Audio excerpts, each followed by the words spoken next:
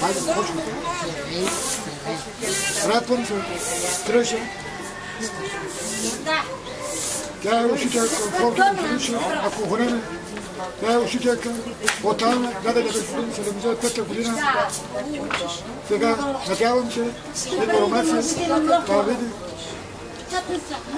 Тя може да спомена. Ти как се казваш? Аз се казвам Еленко, учителка, 36 години в училище за глухи деца в Пловдив. Учила съм ги на трудово обучение.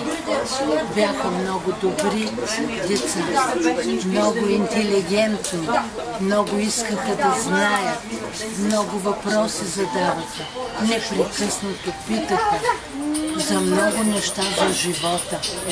В училище бяха много добри, много дисциплинирани, много внимателни, уважаваха учителите.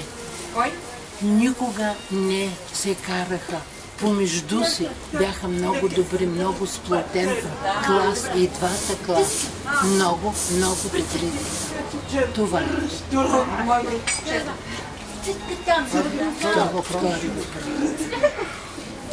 е много интересно, показвам учителка. Сега как се чувства да... То сега как се чувства да посрещате сега хората, да ръководите? Много се радвам и съм много щастлива, че ме поканихте на тази среща. След 40 години аз бях на тяхната среща на 20 години, когато завърших.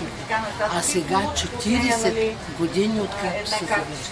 Аз съм жива и здрава и се радвам, че не са ме забравили, че са ме поканили.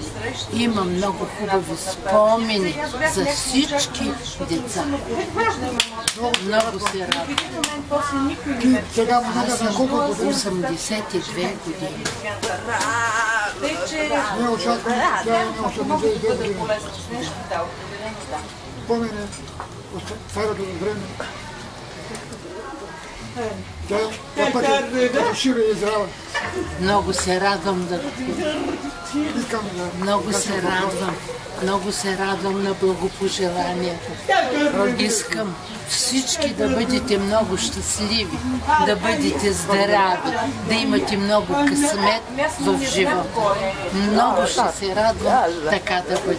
Децата ви много да ви радват, да няма мъка, повече радост да носят. Много съм доволна, че ме поканихте. 1000 пъти ще кажа, много съм доволна, че ме поканихте, не сте ме забравили. Шира и здрава. Да. Може третия въпрос, сега е последно. Вие как чувство да промениш живота на България? Как се чувствате сега, преди и сега? Как се чувствате преди и сега? По-рано. Учениците бяха много амбициозни, искаха да знаят много. А сега са много свободни. Виждам в училище. Няма обучение добро. Децата не са послушни, както по-рано. Не говорят хубаво. Аз по-рано всички вие говорите.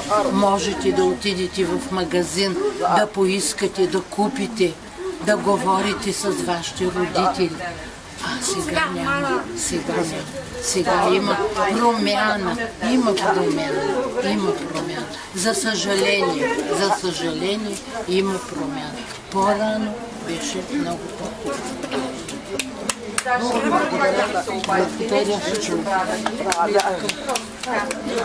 Ето, много се радвам.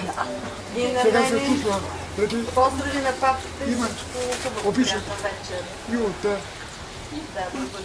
Може да говоря всички сега, променя живота. Искам пътеше да говорите.